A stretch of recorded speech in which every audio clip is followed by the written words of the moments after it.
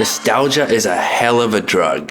From the rapid evolution of graphics at every turn, to the console wars, to the countless iconic franchises that were introduced along the way, the turn of the century was a pretty revolutionary time to be the kind of person who enjoyed playing video games. It's no doubt that most of you would have grown up with video games in your home, whether it was on a home computer, a Nintendo GameCube, PlayStation 1 and 2, the Wii, Nintendo's entertainment systems, or an Xbox. I was personally a PlayStation kid, and later on my family got the Wii. And I have a lot of fond memories with these consoles. But what would it sound like if you took the OSTs from those old titles and remixed them into modern day hip-hop tracks? I wanted to find out if I was up to the task, so I picked out some banger games from mine and my family's childhoods and got to work. These are the 4 games that I chose. Sonic Battle. Sonic Battle is a top-down, pseudo 3D fighting game for the Game Boy Advance, released in 2003 that features a story mode where the character you choose determines the version of the story you play through. I thought this was a really clever way to do an interactive story, getting to see all the different sides of the narrative. Not sure if Sega was the first to do this, but it's very creative. The story basically revolves around this sentient weapon robot thing called Emil or Gizoid. Dr. Eggman was the first to discover him, and Eggman, always up to his old schemes, that scoundrel. Emil does escape, and he ends up bumping into Sonic and the gang. He has no memories of his past, only the Eggman incident. It's a complex story that I don't really have time to get into the nitty-gritty of, so forgive me if I'm missing some key details. I was absolutely glued to this game when I was a kid. The fighting mechanics felt so cool, and the animations were so sick, and the fact that you had different move sets for each character was really cool to me as well. This is honestly my favorite Sonic game of all time, and it's low-key kind of slept on for real. The soundtrack for this game was composed by Tatsuki Maeda, Kenichi Tokoi, and Hideaki Kobayashi. Sorry for the awful pronunciation. Jak and Daxter: The Precursor Legacy. Jak and Daxter: The Precursor Legacy was a 3D action platformer for the PlayStation 2 that released in 2001. It was arguably one of the most iconic games from the PS2 era. In this adventure game, you get to play as a mute hero, Jak, with a lovable and slightly annoying gerbil-like creature called Daxter as your trusty sidekick. The story follows the dynamic duo as they track down that dark eco-sages to try and convince them to turn Daxter back into a human. I don't know if you can really call these guys human, but whatever. You learn to use different kinds of eco and collect power cells and precursor orbs to progress through the levels. The tracks in this game perfectly fit with the levels and give off some really cool, funky tribal vibes. I'm really looking forward to remixing some of these, although given that it's mostly percussion with some light musical elements here and there, it might be a little bit more difficult. Putt-Putt Travels Through Time. Putt-Putt Travels Through Time was a point-and-click adventure game that was released on PC in '97 by a company called, I'm not joking here, Humongous Entertainment. They also made one of my favorite games to ever exist, Spy Fox Dry Cereal. This guy was so cool to me. Humongous Entertainment published a total of 13 Putt-Putt games during their run, which is kind of awesome if you ask me. In this story, our lovable and innocent protagonist is a sentient car who loses his belongings and his dog, Pep, to a time portal owned by this kind of irresponsible old fire truck called Mr. Firebird. The OG Putt-Putt must go and repossess his property from 4 different locations in time. I think the music from this game is super cheesy and fun, but the sound quality did not age well. Kind of nervous for this one, honestly. Double Dragon 2.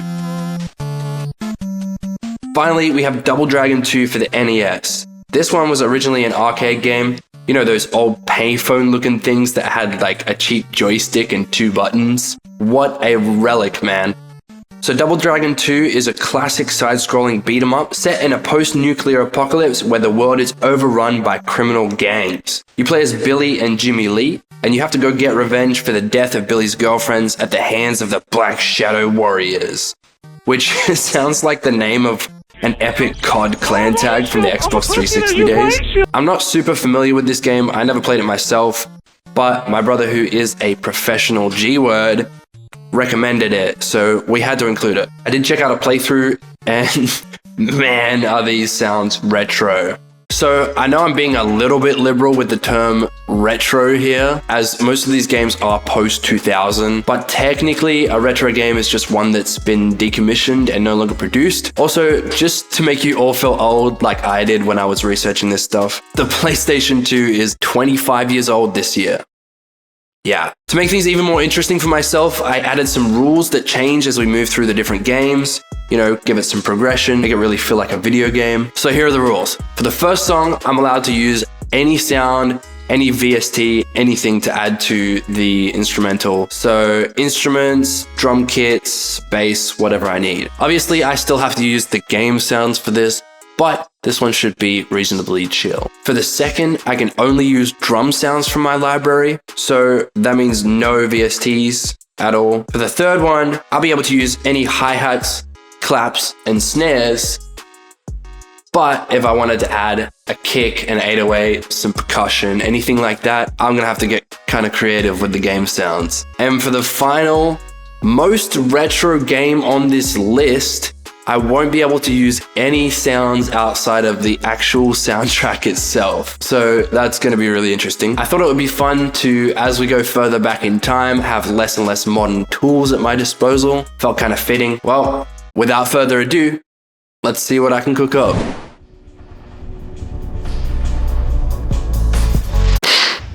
So, in a little bit of a stroke of bad luck, when I was going to edit this video, I noticed that the file was corrupted for the first two challenges. So, I'm just gonna have to show you what I did. If you're new here, don't forget to subscribe. If you got some value out of it, then you could give it a like, and we could vibe together. We can hang out, you and me. We can chill and do more shit like this. And yeah, all right, back to it. For the Sonic Battle beat, I chose the Emerald City theme. I started by using FL Studio's stem separator to get the instrument track.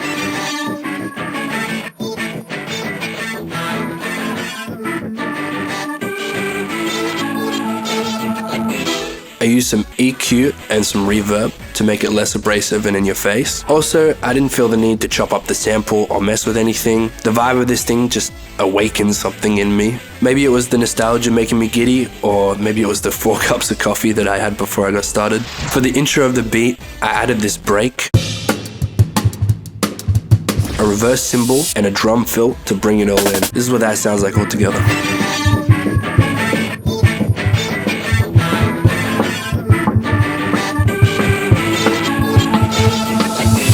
For a bit of added depth, I played this melody using a pad.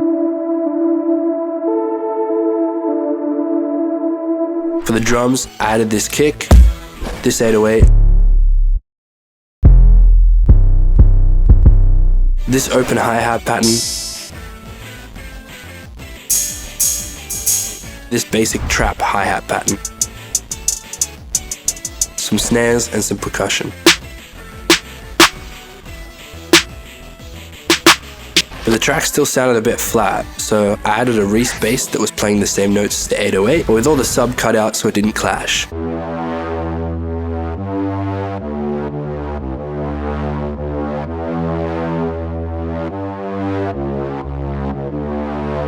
And here's the full beat.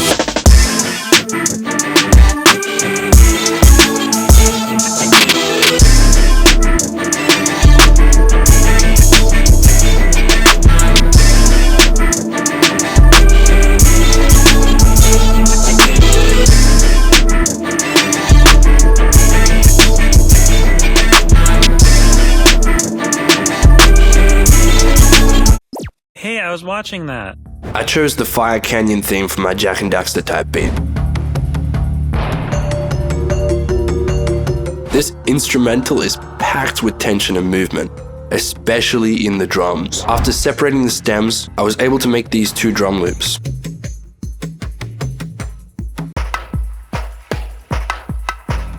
Once again, I had no issue using the samples in their natural key and BPM. It turns out I'm really creatively inspired by nostalgia. Anyway, I sampled this bass part, and then I got to work on some melodic elements. I thought these ominous bells were sick. I reversed them and chopped them up, and now they sound like this.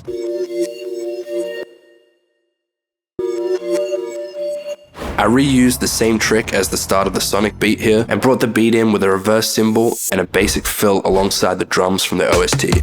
I wanted the tension the intro created to really release when the beat hit, so I slowed the main bells down to halftime and pitched them down an octave.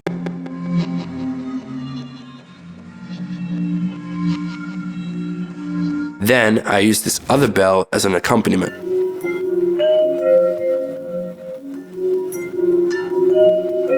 I felt the creepy atmosphere that the melodic elements gave off really suited the vibe of a trap metal song, and you know what that means.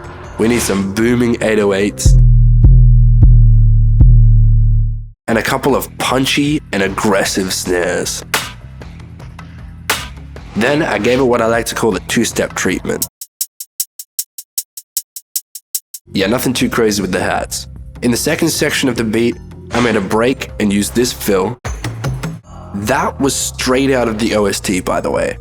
Hot tip, the Precursor legacy is a gold mine for percussion loops and drum fills.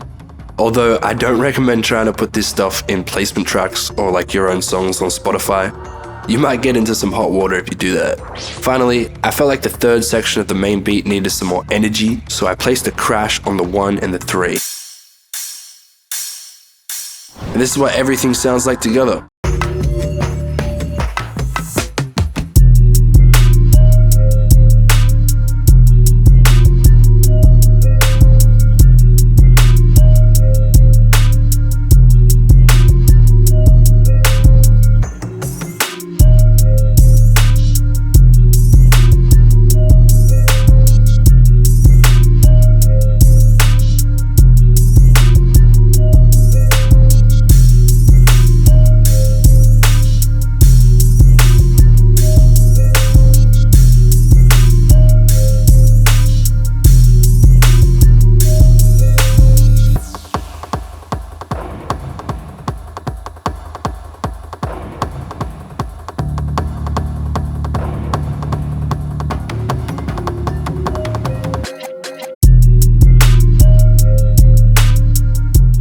Get out of here, P&G Jed. It's time for the real deal. Skin and bones, baby. A challenge. Appropriately so, I chose the Time Portal as my preferred OST track to remix. For this challenge, I have only the game sound and some hi-hats and some snares, percussion, all that jazz, if I really want to. Well, I really want to, because let me tell you something about the Putt-Putt theme. There is no drums. I listened to 20 plus tracks of this soundtrack, and there is pretty much not a single piece of percussion all the way through. Quite an interesting creative decision, if you ask me, but here we are. I don't make the rules. Oh wait, I do make the rules. I did this to myself. Let's just get right into it, guys. I was messing around with the YouTube timestamps. You can press a number on your keypad to like skip to certain sections of the video, and I was messing around with that. Yeah, let me just pull that up real quick. Yeah, okay, we got 14 seconds, 29 seconds, 43 seconds, and a minute and 13 seconds. And we'll just grab like a beat's worth.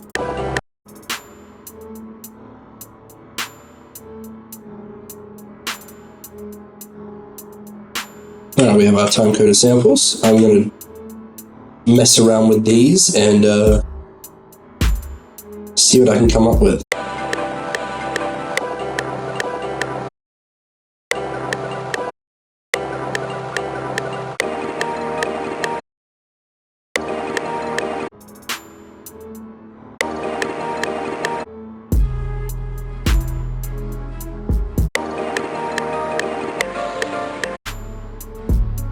Stretch both of these.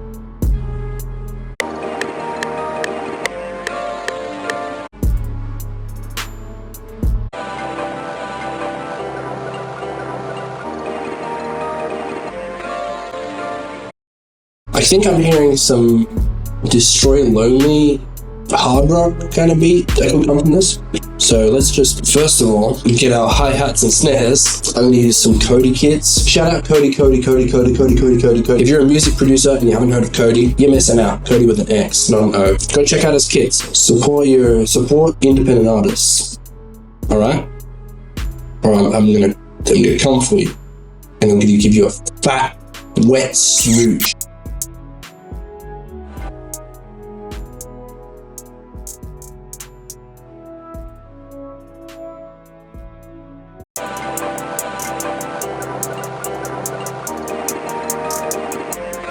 And just like that, I've almost run out of things that I can add.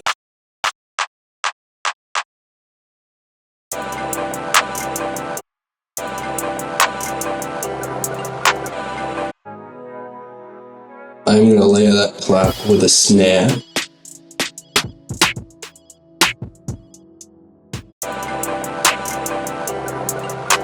Oh, I can add open hats as well. What a relief.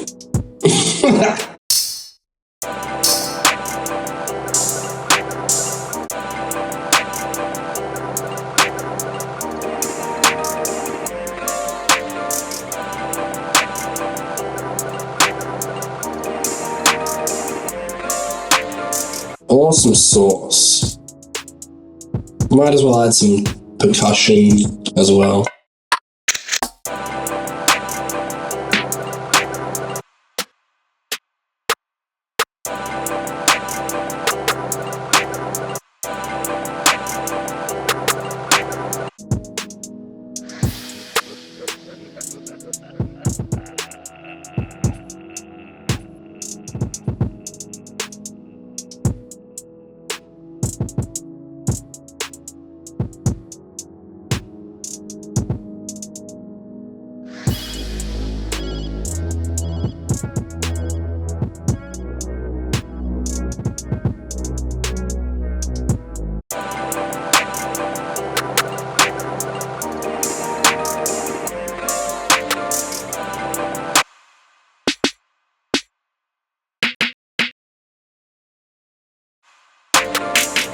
Alright, groovy. Now I got my hats, my percussion, snares, open hats.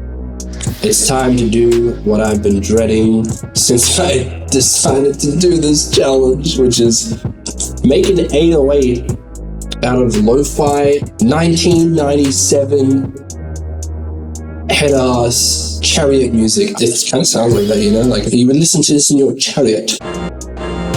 There's something that could be an 808 right there.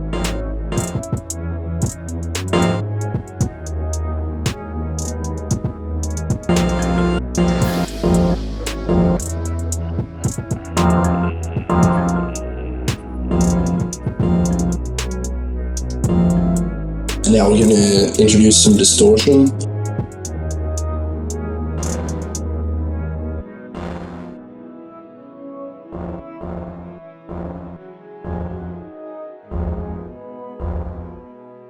I have no idea what to do, but that's okay. It's all a learning experience, right?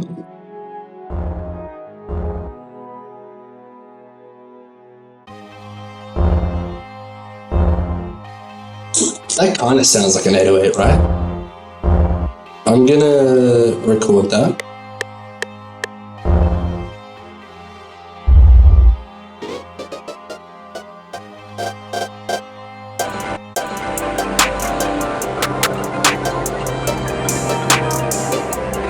It's really unharmonized. Like, it sounds fucking bad, dude.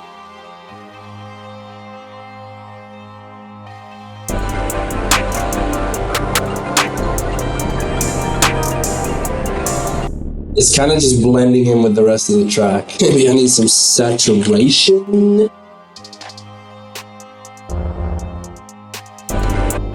I might see if we can get the attack to be a bit sharper.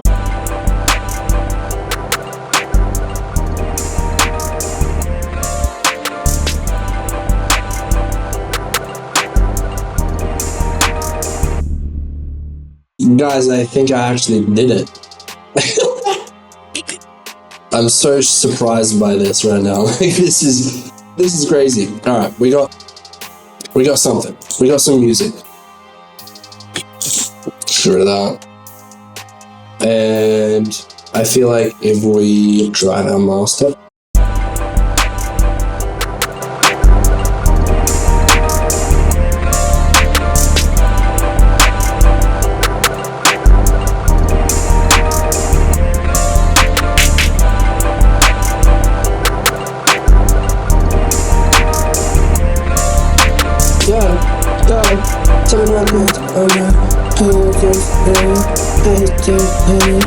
Hopefully we find something we can layer onto that.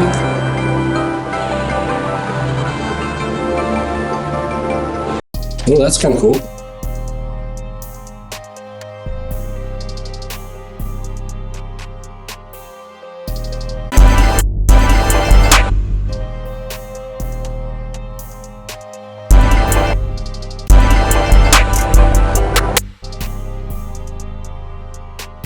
When in doubt, Malay. Now let's see if we can make a kick out of the... It's like very consistent. There's like rarely any peaks. But I guess this is like kind of... Yeah, that could be classified as a peak. We take this and we mess with that. I don't even know what that sounds like. I didn't even preview it or anything. So make it very short.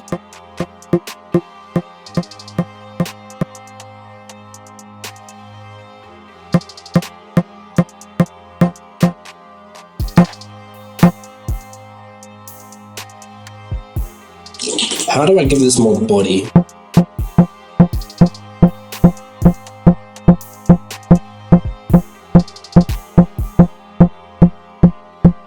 Two hours later.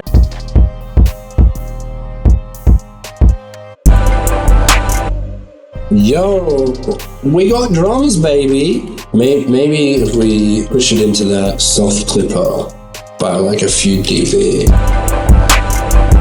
We have ourselves a fucking kick, ladies and gentlemen. It's pretty damn rough, but honestly, at this point, I'm kind of okay with it. I'm so glad this is on record because I just made a kick out of fucking Putt-Putt music. All right, I'm gonna add some finishing touches and arrange. Cut to final beat. Cut now. Cut now. Cut to the final beat now. Cut.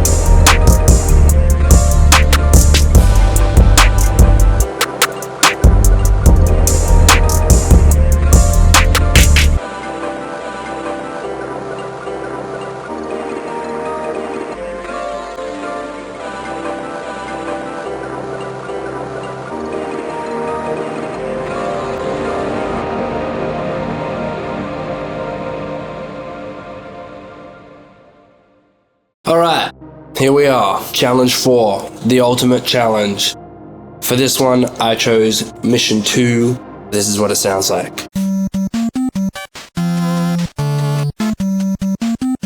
First of all, I'm going to try and see if the stem separator can pick up on the drums and instruments in the sample. See what it does. I don't know if this is going to work or not, due to the fact that it's all 8-bit. It looks like we have stems. Let's see what they sound like.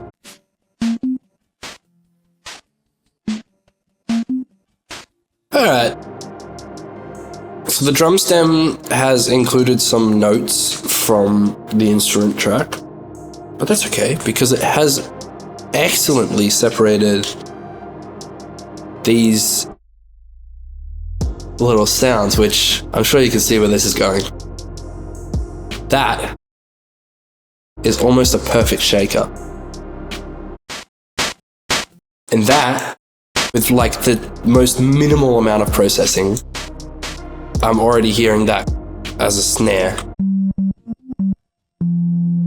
We got some nice looking saw waves right here. I can definitely turn that into a bass sample. Cool, man. Cool. Wow. FL stem separator coming in clutch, dude. I don't think this is going to be even remotely as hard as I thought it was going to be. So let's get into it. I'm going to start by taking this right here, making it unique and messing around with the sound a bit. Has a bit of a nasty resonance to it. So I'm going to remove the note, make it a lot more percussive. There you go. Take out some of the low end.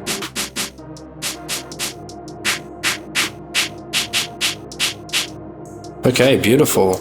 Now what I'm going to do is I'm going to record that sound. Beautiful. Shorten it. Sample a bit later.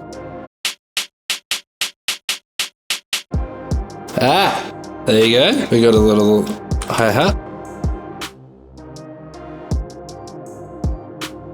Next, we are going to get a snare out of this sound here. That is so sick. It's almost like perfect already, but I am going to process it a little bit. Going to remove all the subs, and we are going to add in some like 200 to 250 for like a good punch. And I'm going to take out some fuzz at around,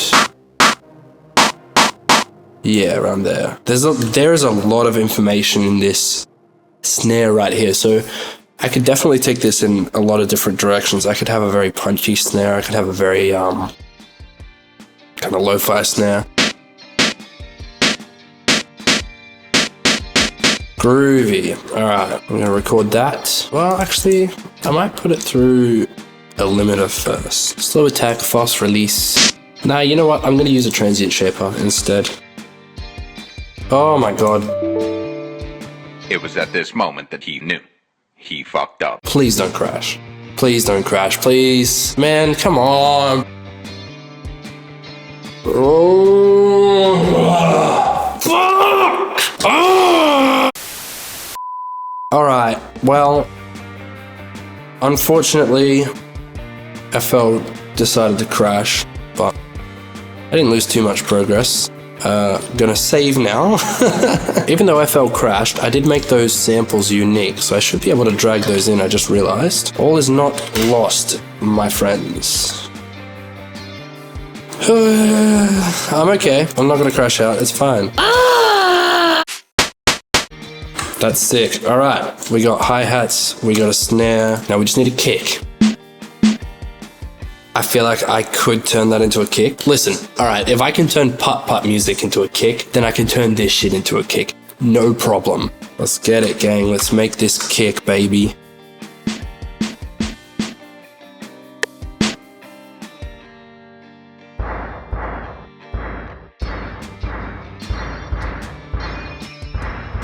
Let's add some crazy distortion to this bad boy, and Control S.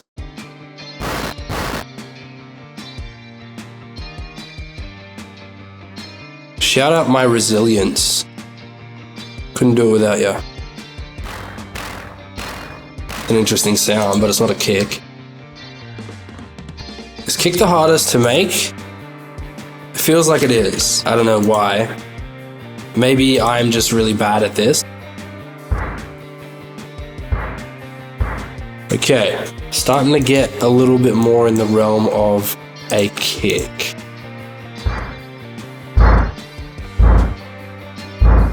Let's get some transient shaper.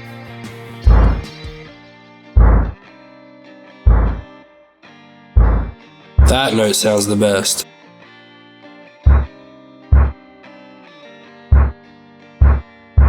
Okay, let's see how this sounds in a pattern.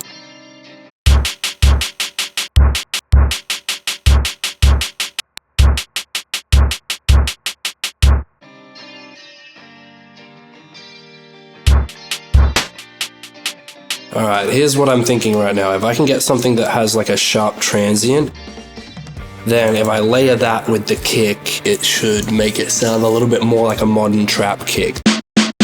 That's fucking sick. Yeah, I'll use that as its own percussion, just like that.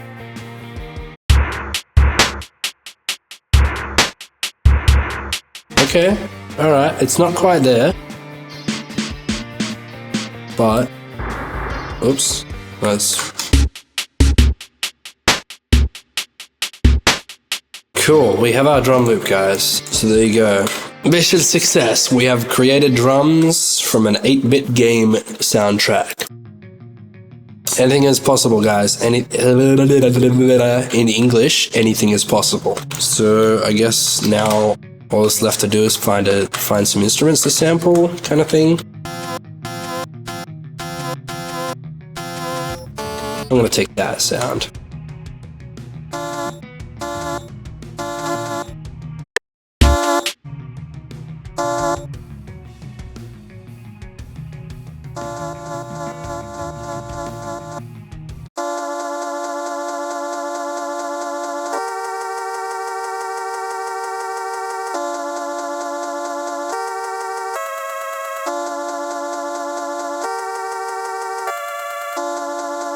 Interesting.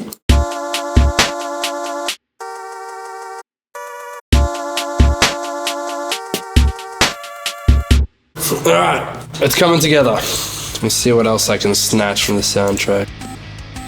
That could be a nice bell. I am allowed to use effects for this, by the way. Just to clarify the rules 30-something minutes into the video. Let's get a little bit of echo on this bad boy.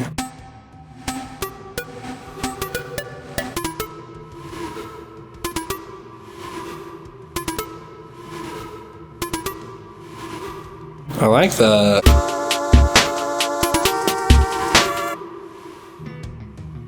I really like how that sounds. I just need some bass and maybe a third layer as well.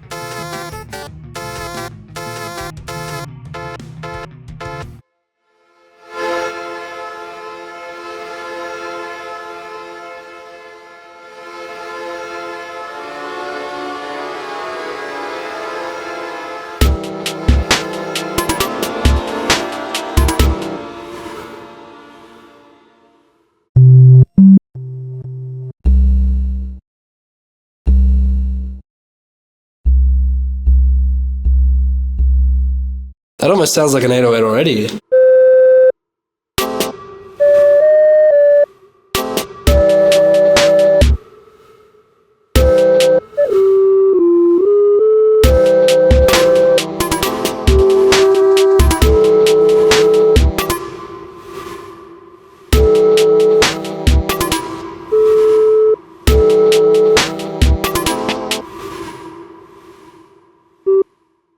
Alright, ladies and gentlemen, that about does it for challenge number 4, Double Dragon 2. We are done. If you don't like this video, let me know down in the comments. If you like this video, the algorithm feeds on hate. Keep your positive little lips sealed, my boy. If you want to support my work and what I do here, you can buy my most recent album on Bandcamp for $10. Link is in the description below. Smash like, drink water, and don't trust the government. Alright, here's the full beat. Bye!